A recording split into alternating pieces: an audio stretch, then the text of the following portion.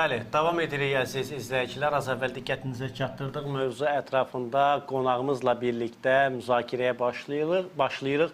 Mövzumuz elə qonaq gedəndə nə alırsınız? Qonağımız isə yazıcı, kulturoloq Məhəbbət İbrahimovadır. Məhəbbət xanım, xoş gördük sizi. Xoş gəlmişsiniz. Xoş gördük.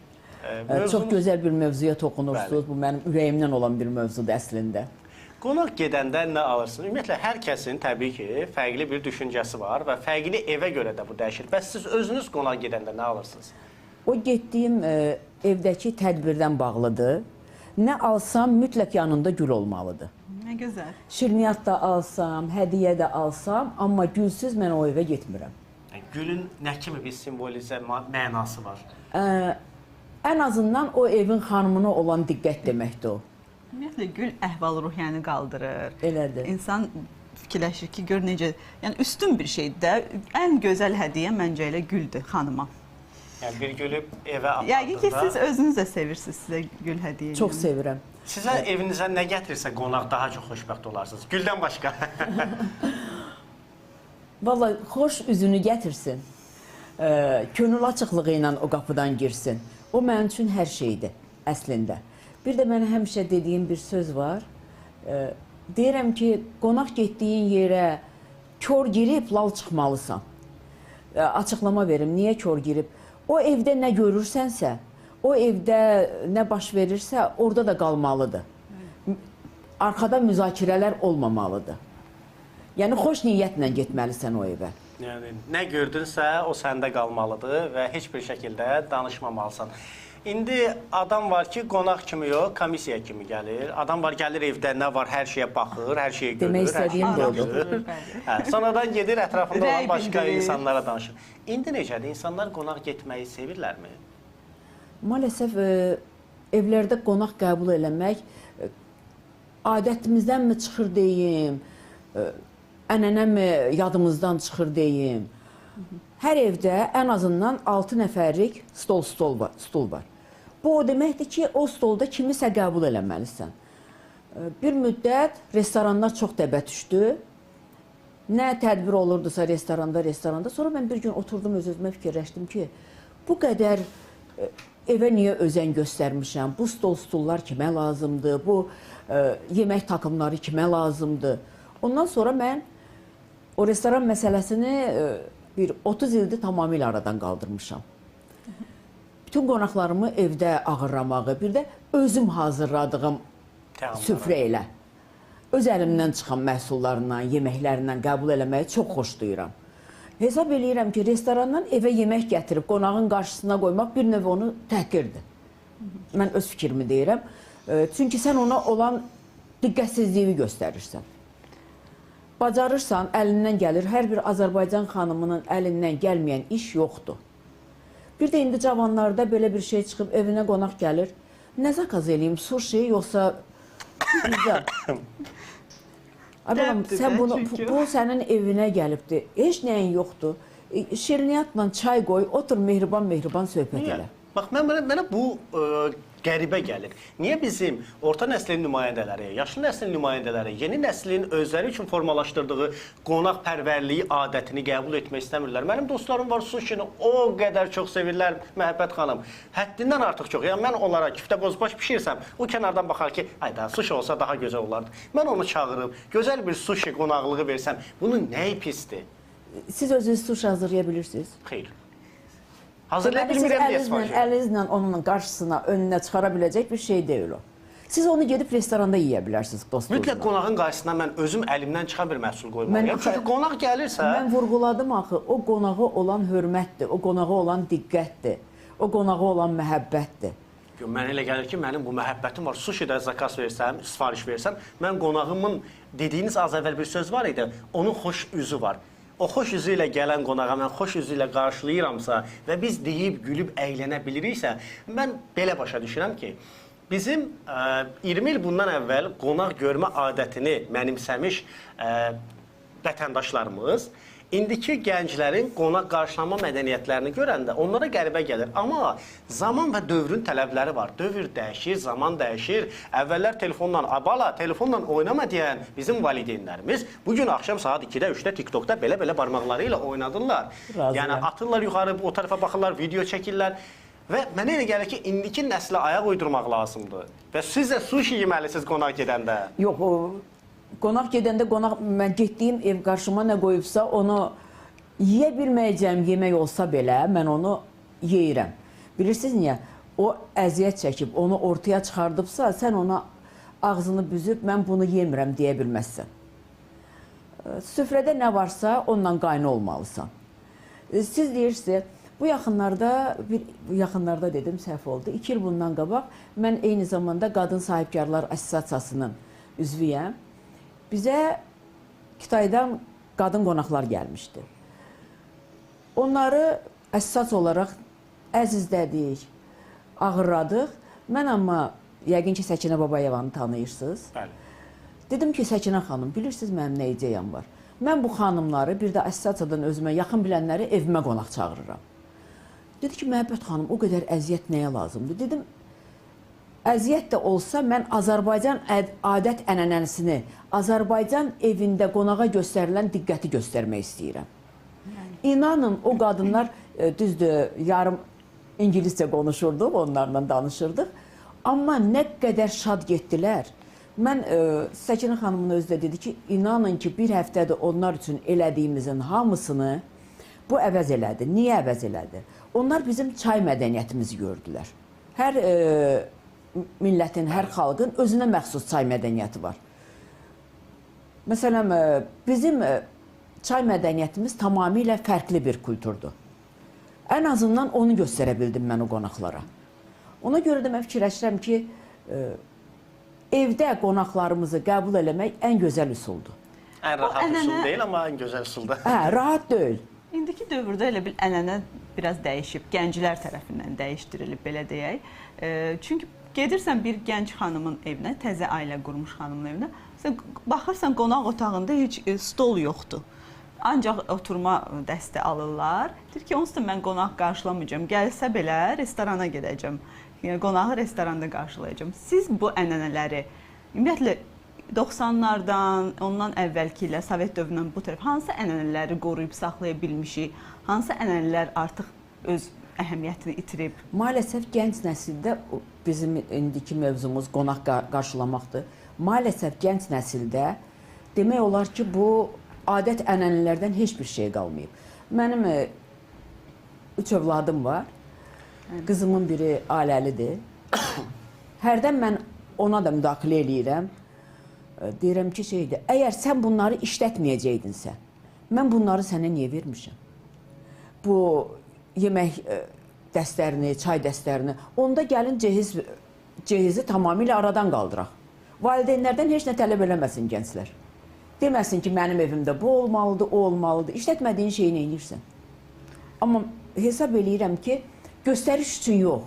Ən azından o evin sıcaqlığını, evin istiliyini qorumaq üçün bizdə deyirdilər ki, qonaq evin şahıdır. Gənclərlə düzdür, mənim həmyaşıdlarımın çox şeydə uyğunsuzluqları var. Biz çünki gördüyümüzü götürmüşük, amma gördüyümüzü də verməyi bacarmalıyıq. Gənclərə öyrətməyi bacarmalıyıq. Əvvəllərdən necə idi? Özü yemək yemirdi. Əgər yarım kilo şokoladı var idisə, onu analarımız harasa qoyurdu ki, qonaq gələcək, qonağın qarşısına qoyacağam. Ən gözəl yorğan döşəyə saxlayırdılar ki, bu mənim qonaq yorğan döşəyimdir. Yaxşı, indi qonaq evdə qalmasın, otellərimiz var, şükür Allaha, şərait var, şəhərlərdə də, kəndlərdə də o şərait var, ən azından bir otel tapa bilərsən. Qalmasın. Amma evə qonaq getmək, evə qonaq çağırmaq, mən elə gəlir ki, bu gözəl şeydir. Bunu saxlamalıyıq. Tam 20 il, 30 il bundan əvvəl, az əvvəl dediniz ki, şirniyyatları, konfetləri bizim dədə-babadan belə görmüşəm, gizlədirdilər, saxlayırdılar. Bəli, öz uşağı konfet yemirdi, qonağa verirdilər. Öz uşağı ət yemirdi, qonağın qarşısına ət qoyurdular. Vallahi elə qonaq gəlməsə indi mənim Və üçün deyirdilər ki, qonaq gələndə əlinizi qonağın yanında süfrəyə uzatmayın. Qonaq gedəndən sonra... Çox yanlışlar idi. Bizim böyüklərimizin etdiyi yanlışlar idi. Bizi nə danışmağa icazə verirdilər, nə yemək yeməyə icazə verirdilər, nə oradan istədiyimiz bir şirniyyatı götürməyə icazə verirdilər. Bir də söz var idi, indi xalq dilində deyim və ya da dialekt sözü bilmirəm. Bala, ləlöyün kimi görərlər. Eləmə, əlivi uzatma, deyərlər bu elədir, bu belədir. Bunlar uşağı belə böyüdüblər ki, uşaq acdır, görməyib. Qonaq gedəndə əlivi... Bu uşaqdır. Bizi uşaq kimi qoymadılar böyütməyə. İndi deyirlər ki, siz niyə danışa bilmirsiniz? Siz niyə fikirlərinizi deyə bilmirsiniz? Necə deyək axı? Necə deyək? Bizim böyüklərimiz, biz gənclər deyirsiniz, gənclər bir-birinə sushi zakaz verirlər, sifariş verirlər, oturub orada sushi yerlər. Axı bu gənclər nə etsinlər? Gənclər evə girib, mətbəxdə bir şey düzəldəndə, ana bir tərəfdən qışqırdı, ata bir tərəfdən qışqırdı, ortaya heç çıxara bilmədi. Çıxardığına da baxdılar və dedilər ki, bala, bu nədir bişirmirsən? Ondan sonra bu gənc neynəsin? Bax, siz nə düşünürsünüz? Mən bu qədər söz dedim. Gənclərin burada günahı nədir? Siz necə düşünürsünüz? Yox, mən gəncləri günahlandırmıram. Hərə istədiyi kimi yaşamalıdır. Ona mənim etirazım yoxdur. Sadəcə olaraq demək istədiyim odur ki, biz ənənələrimizi az da olsa evlərimizdə yaşatmalıyıq. Qonaq gələndə ağzımızı büzməməliyik. Bu yenə gəldi. Elə hallarla da rastlaşmışam. Bəlkə elə qonaq var ki, həqiqətən ağız büzüləsi qonaqdır. O da olur axı. Yəni istəmədiyim bir insan gəlir. Yəni deyirsən, kəşke qapı bağlı olaydı, döyəydi gedərdi. Ən çox da gələnlər çox danışan qonaqlar olur ki, nə qədər eyni mövzunu fırladır. Hər dəfə gələndə eyni mövzunu danışır. Artıq əzbərləmisən, bilirsən, bu tarixçəni bilirsən. Siz o elə adamlardan aralı durmalısınız. Mümkün deyil. O sizin evə niyə gəlir? Əgər sənin ürəyincə insan deyilsə, sən onu həyatından çıxartmalısan. Necə çıxardaq? Necə çıxardaq?